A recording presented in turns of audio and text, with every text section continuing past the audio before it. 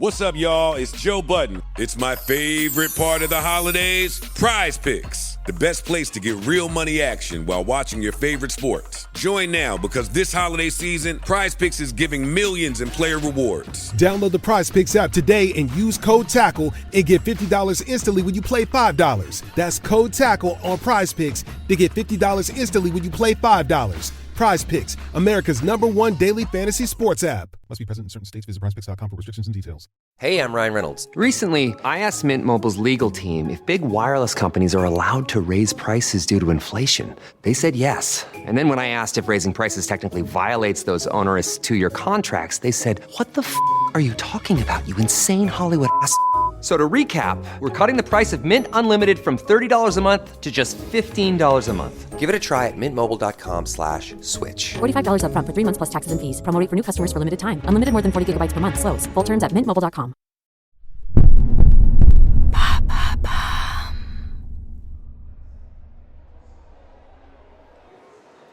Marbella, mai 2004. Installé dans le siège de son coupé Mercedes, Kim Schmitz laisse glisser ses doigts sur l'enveloppe en cuir du volant. Par la portière ouverte, un caméraman le filme en plan serré.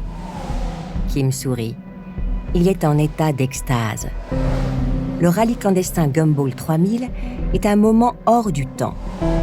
Pendant quelques semaines, il met en scène ses exploits sur les routes de France, d'Espagne et du Maroc.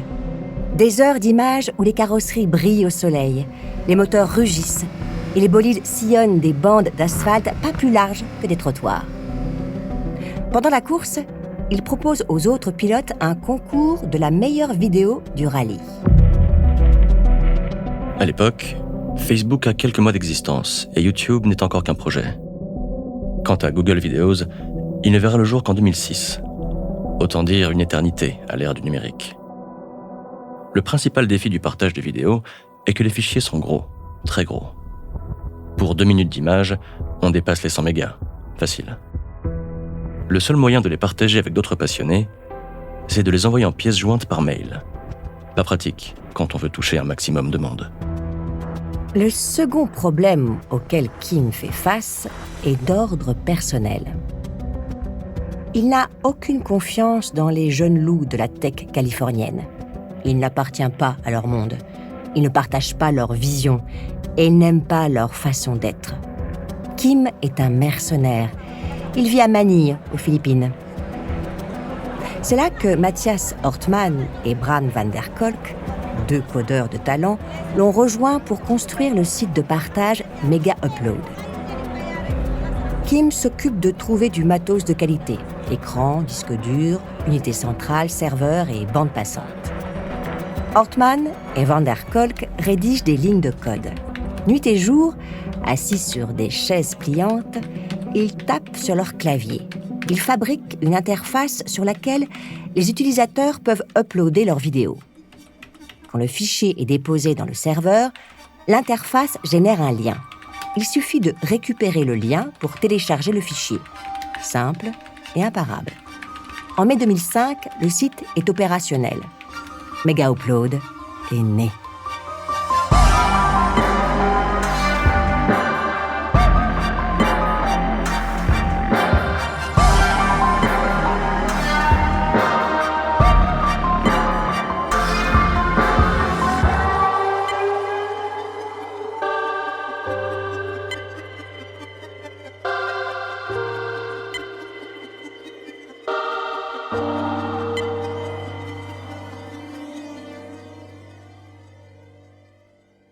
Le succès est foudroyant. Les fondus de voitures déposent des milliers de vidéos de leurs caisses customisées et de leurs pointes de vitesse sur tous les circuits de la planète. Le hic, c'est que les usagers de Mega Upload ne se contentent pas de partager des vidéos de courses automobiles. L'utilisation du site est si facile que des petits malins partagent aussi des films, des chansons, des logiciels et des jeux vidéo. Comme pour le bulletin board The House of Coolness que Schmitz et Hortman avaient lancé 10 ans plus tôt. Le FBI se penche sur le problème. Les fédéraux américains repèrent un contributeur répondant au pseudo de VV. Sur une période de 6 ans, entre 2005 et 2011, VV met en accès libre 17 000 films qui sont téléchargés 34 millions de fois. À Hollywood, Mega Upload fait souffler un nouveau vent de panique. La Motion Picture Association of America et la Record Industry Association of America sont en pleine crise de nerfs.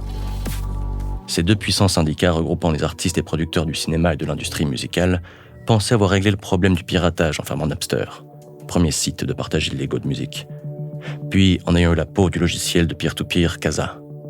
Le problème ressurgit avec Mega Upload. Comme pour The House of Coolness, Kim prend 2 décisions. 1. Il rémunère les contributeurs proposant les contenus les plus demandés. Il fixe un barème de bonus allant de 50 à 5 000 $ en fonction du nombre de téléchargements. 2. Il instaure un système premium. Les usagers qui veulent avoir accès à des contenus plus rares paient un abonnement. Le reste est financé par la publicité. À nouveau, l'argent coule à flot grâce au piratage. En 2008, Kim.com, qui détient 68% des parts de Mega Upload en tant que directeur général, touche 4 millions de $. Son revenu annuel passe à 20 millions en 2009, puis à 40 millions en 2010. Partageant son temps entre Hong Kong et Manille, .com mène la grande vie.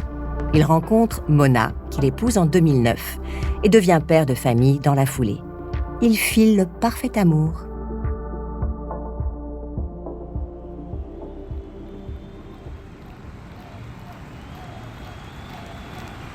Chicago, 4 novembre 2008. Barack Obama devient le premier président noir des États-Unis. Dans la foule réunie à Grant Park, des gens pleurent de joie tandis que quelques lobbyistes se frottent les mains. Pendant la campagne, Obama s'est montré favorable au droit à la copie privée. Il a plaidé pour un Internet libre, permettant de se cultiver, d'échanger et de créer des solidarités sans entrave. Une fois élu, Obama change de discours. Les propos de campagne sont oubliés. Dans une allocution prononcée en 2010, le président américain affirme que la lutte contre le piratage relève de la sécurité nationale. La MPAA et la RIAA ont un allié de poids dans leur combat, le vice-président Joe Biden, plus conservateur qu'Obama et plus sensible aux intérêts d'Hollywood. La demande des studios est claire, détruire Mega Upload et envoyer .com en prison. Kim comprend qu'il n'est pas de taille pour lutter. Comme en 1993, il préfère collaborer tout en utilisant les moyens légaux à sa disposition. Les avocats de .com font valoir que leurs clients respectent scrupuleusement les dispositions de la DMCA, la Digital Millennium Copyright Act. Cette loi, votée en 1998 sous la présidence de George W. Bush, organise la protection de la propriété intellectuelle à l'heure de la révolution numérique. Selon la DMCA, les opérateurs et intermédiaires d'Internet ne sont pas responsables des contenus déposés sur leur site. Si un fichier illégal est mis en partage par un utilisateur, le propriétaire du site ne peut pas être poursuivi. Sa seule obligation est de le retirer dans les plus brefs délais quand un ayant droit en fait le signalement. Mega Upload, affirme Kim, est un hébergeur de contenu, pas un site pirate. À l'appui de sa bonne foi, .com apporte 3 modifications. Il supprime les bonus pour les contenus populaires, il embauche des équipes de modérateurs, il donne aux studios un accès direct, le Direct Delete, pour retirer eux-mêmes les fichiers piratés sur le site de Mega Upload. À l'exception de la Warner, les studios n'utilisent pas ce Direct Delete. Ils n'ont pas envie de jouer les flics de l'Internet. Cela prend du temps et cela coûte de l'argent. Comme cela sera démontré, plus tard, au cours du procès visant .com, il y a une forme d'hypocrisie de la part des studios. La défense des droits d'auteur est un prétexte. Ce qui les intéresse réellement, c'est le contrôle de la technologie de partage. Le même problème s'était posé en 1984, lors de l'apparition des magnétoscopes. La MPAA avait engagé des poursuites contre la société Betamax, qui proposait des cassettes vidéo sur lesquelles on pouvait enregistrer soi-même des films et des séries. Mais la Cour suprême avait rejeté les arguments d'Hollywood.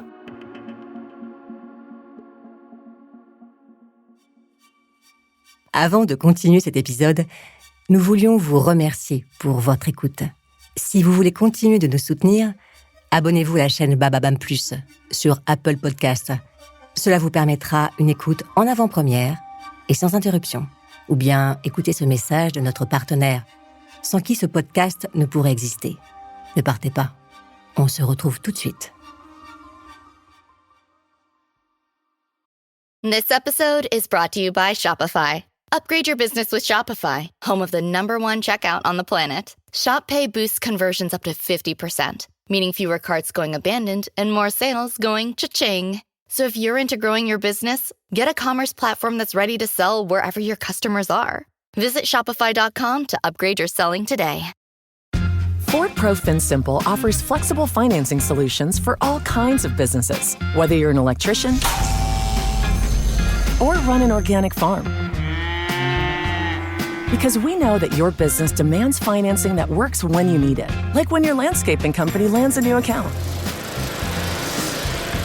Wherever you see your business headed, Ford Pro FinSimple can help you pursue it with financing solutions today. Get started at fordpro.com/financing.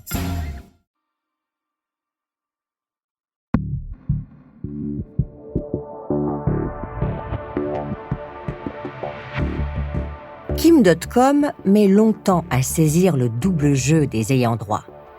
Pendant des mois, les studios font semblant de vouloir parvenir à un accord amiable, tout en multipliant les procédures judiciaires.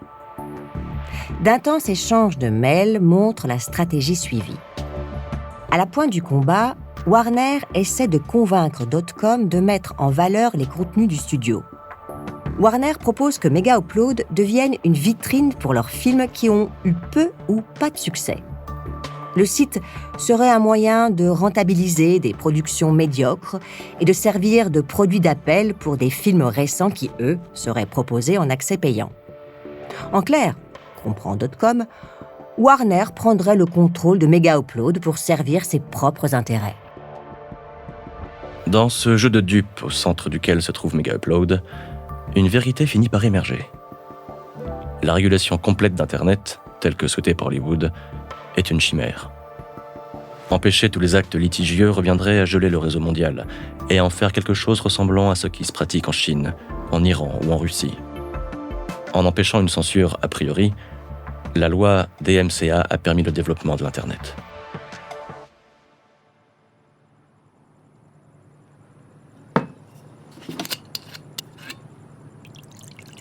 Hong Kong 2009. Depuis la terrasse de son penthouse, Kim.com contemple la baie qui s'ouvre sur la mer de Chine. Les lumières de la ville se reflètent sur les eaux noires du port. L'ancienne cité britannique ne dort jamais tout à fait, mais la nuit, elle observe un moment de calme, comme si elle reprenait son souffle. Kim savoure sa réussite exceptionnelle. Il a réussi son pari au-delà de ses espoirs les plus fous. Mega Upload est le 14e site mondial. Il représente 4% du trafic global sur Internet. Seulement voilà, les procédures et les exigences de la MPAA et de la RIAA l'épuisent. Tout ce stress le rend malade. Il a besoin de souffler.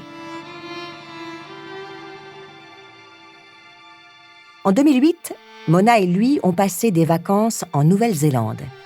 Un pays où ils pourraient être à l'abri. Un pays loin de l'Europe, loin des attentats de Londres ou de Bali, loin des tensions entre la Chine et les États-Unis, un pays loin des guerres et des violences qui ravagent le monde. Un pays où ils pourraient fonder la famille dont ils rêvent. Kim et Mona ont fait congeler 12 embryons et leur premier enfant, conçu par FIV, vient juste de naître.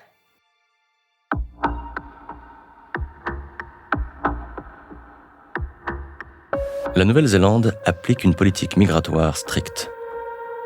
Le pays accorde des visas de tourisme d'1 an, souvent utilisés par des étudiants faisant un break dans leurs études. En revanche, le statut de résident est compliqué à obtenir. La loi organise des facilités pour les investisseurs étrangers qui s'engagent à créer une activité supérieure à 10 millions de dollars. Bien sûr, ces investisseurs doivent faire preuve d'une moralité impeccable. Attirer des capitaux est une chose. S'assurer qu'ils ne serviront pas à des projets criminels en est une autre. Kim.com a eu des petits ennuis avec la justice allemande quand il était jeune. Peu grave, les faits ont été effacés de son casier judiciaire. Pourtant, les services de l'immigration en retrouvent la trace. Il y a aussi une histoire de transactions douteuses sur le compte de sa société basée à Hong Kong en 2008. Pas de procédure, mais les autorités néo-zélandaises se montrent méfiantes. Enfin, .com est un personnage public à la réputation sulfureuse. Ses ennuis avec les studios et son style de vie font les titres de la presse à scandale.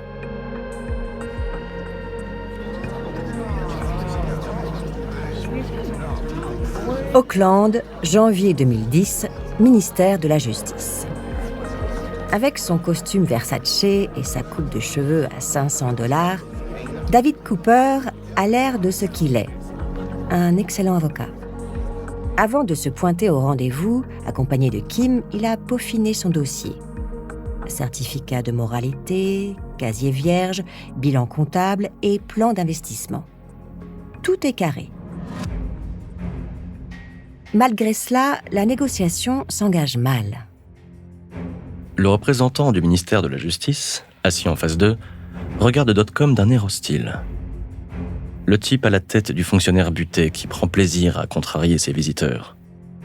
Pour le statut de résident, annonce le fonctionnaire, cela ne va pas être possible. En tout cas, pas tout de suite. Le gouvernement est conscient de l'enjeu économique que représente un entrepreneur comme M. Schmitz. Mais certaines incertitudes demeurent. Tout ce que le ministère peut faire est de lui accorder un visa de tourisme, en attendant qu'on y voit plus clair.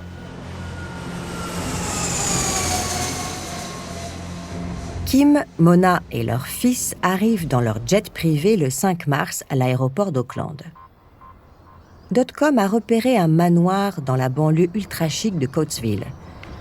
La résidence, installée sur un domaine de 22 hectares, est mise en vente 35 millions de dollars chez Sotheby's. Elle a été construite par le millionnaire britannique Richard Bradley en 2006. Bradley a décidé de la vendre car sa femme ne supporte plus de vivre enfermée comme une héroïne dépressive de roman à l'eau de rose. .com a signé un chèque de 80 000 $ à Bradley pour louer Coatesville Mansion pendant 1 mois. Le temps de voir si Mona et lui se plaisent dans cet endroit. Comme preuve de sa bonne volonté et de ses moyens de subsistance, Kim ouvre un compte à l'ANZ Bank, sur lequel il dépose 240 000 $. Coatesville est un quartier où les habitants tiennent d'abord à leur tranquillité. La règle non écrite est que les nouveaux arrivants doivent adopter leur style de vie et se fondre dans les usages locaux.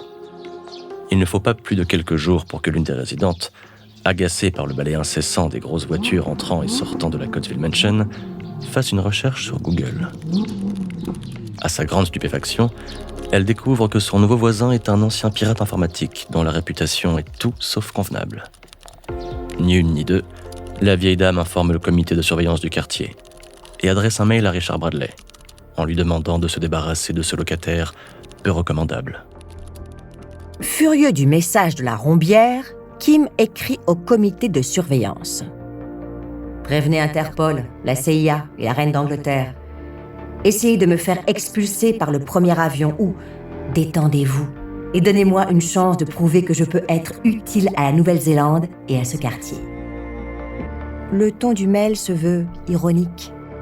Manque de chance, un autre résident, un octogénaire peu porté sur l'humour, prend .com au pied de la lettre. Il contacte Interpol et les services du Premier ministre John Key pour signaler qu'un criminel s'est installé à côté de chez lui. Bienvenue en Nouvelle-Zélande.